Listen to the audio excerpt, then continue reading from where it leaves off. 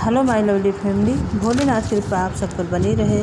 आपके लिए हम लेके आए हैं पौराणिक कथा आपको अच्छी लगी तो प्लीज़ लाइक शेयर सब्सक्राइब करिएगा।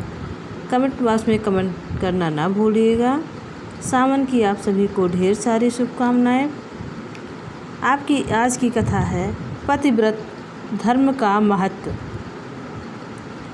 जिस तरह माता पिता पुत्र के लिए परमात्मा की मूर्ति होते हैं, उसी तरह पत्नी के लिए पति परमात्मा की मूर्ति होता है। जिस तरह केवल माता पिता की सेवा से सभी सिद्धियां प्राप्त हो जाती हैं, उसी तरह केवल पति की सेवा से सभी सिद्धियां मिल जाती हैं।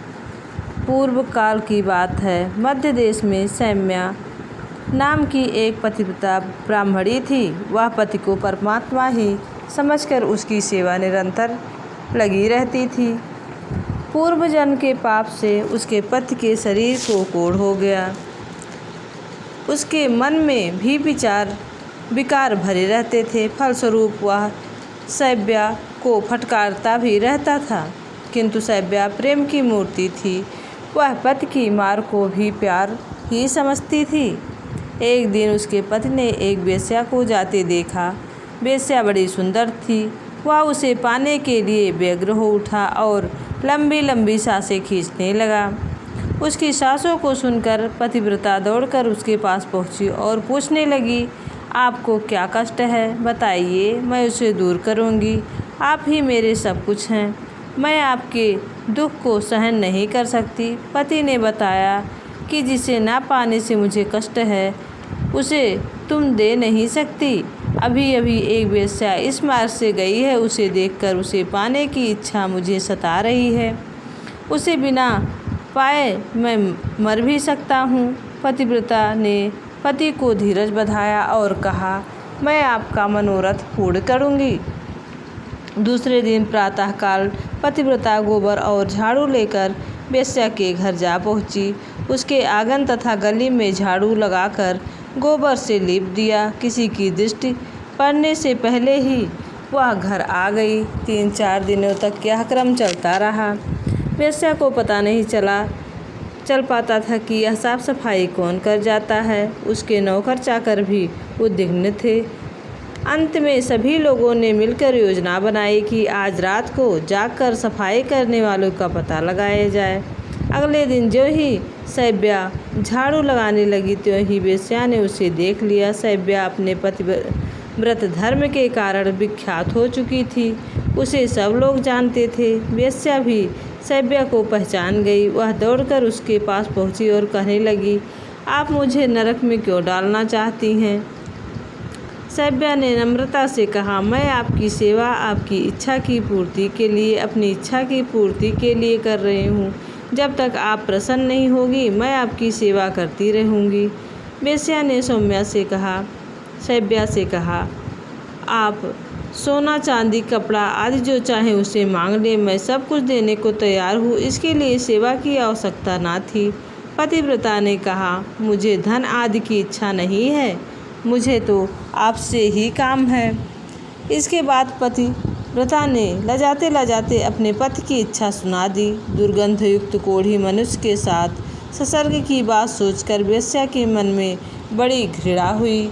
फिर भी वह सौम्या से डरकर उससे केवल एक रात के लिए उसके पति से मिलना स्वीकार कर लिया। पतिव्रता का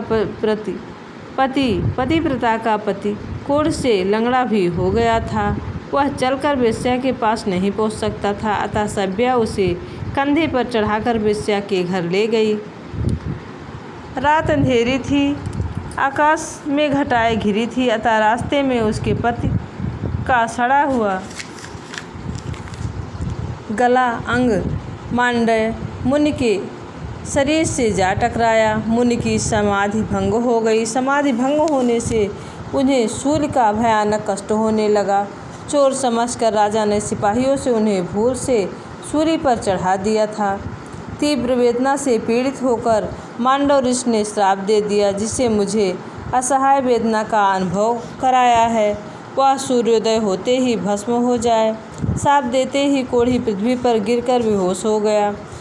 पतिव्रता से अपने पति की दुर्दशा देखी नहीं गई। उसने कहा, आज से सूर्य का उदय ही ना हो। इतना कहकर पति को घर ले आई और सेवा करने लगी।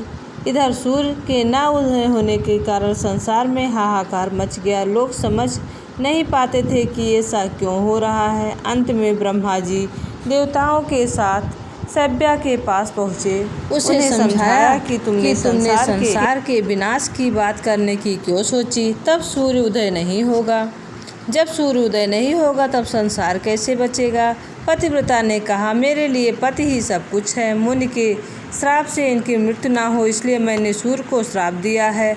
ब्रह्मा ने कहा, तुम सूर्योदय हो जाने दो, तुम्हारे पति को मैं जिलाकर स्वस्थ कर दूंगा। पतिव्रता ने हाँ कहते ही सूर्योदय हो गया। सूर्योदय होते ही सभ्या का पति राख का ढेर हो गया और शीघ्र ही उसे राख से स्वस्थ एक सुंदर रूप में वह ब्राह्मण प्रकट हुआ।